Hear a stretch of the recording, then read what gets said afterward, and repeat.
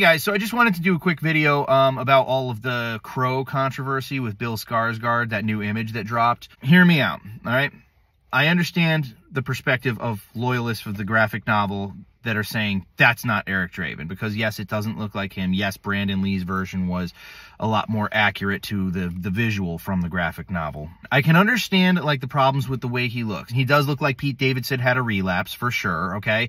But a modern kind of rocker in that grungy rocker setting, I think it's, I mean, I don't know. I think that it looks like it could kind of fly by today's standards. The reason why I wanted to do this video is it does kind of harken me back to 2017 with another Bill Skarsgård movie, It, Chapter 1. When it first came out and they first dropped that image of Pennywise the Dancing Clown, there were people who were going absolutely apeshit over that. That's not Pennywise. If you're a fan of the book, you know, Pennywise is described as wearing a silver onesie with orange pom-pom buttons. So technically speaking, it was pretty accurate to the book. The choice to give it that kind of like Victorian look, again, it was a choice. It was a liberty that they had taken. But, I mean, within the context of the character, it made sense because he's been around for millennia, so why not? You know, it was a cool, unique look. It was the director's own or the costume designer's own little take on it that gave it its own unique little spin, you know, and that's sort of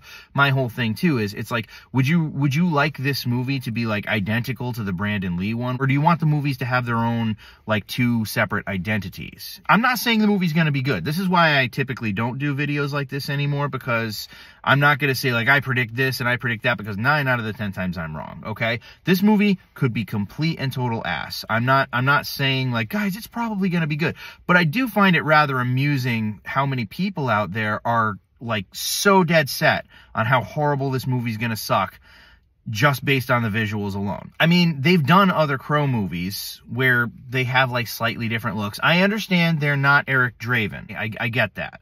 But I'm just simply saying this is like a modern take, a different rendition. It could still be really good. I think that Bill Skarsgård is a competent enough actor. I mean, you don't know what the vibe is going to be. You don't know what they're going for. At least they got like the kind of Crow makeup right, you know? I mean, I get that his hair and then the tattoos and shit like that. But again, the dude's supposed to be a rocker. I mean, it could, in theory, work. Again, it just harkens me back to 2017 with Pennywise, you know, and how everybody was making this big deal, and then everybody, myself included, went out to see It Chapter 1 and actually quite enjoyed it.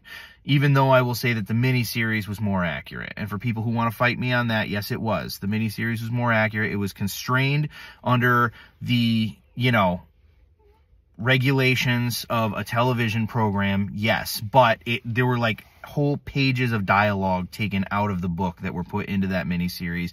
The remake did all the R-rated shit, but they changed everything else, okay? Ben is not the keeper of Derry's history, it's Mike. Yes, they had the house on Neibolt Street, yes, they had the leper, but in terms of everything that happens with those two things, it was completely different from the book. Like, they took a lot of liberties. And again, not shitting on it, really liked it. It was its own vision. And as a fan of the book, I can respect that for being its own vision. Do I still hope that someday that they're going to do like a version of it, like maybe a miniseries, like an 8 to 10 episode miniseries for HBO where they really get into like Derry's history and like just all that beautiful stuff in the book minus a few things.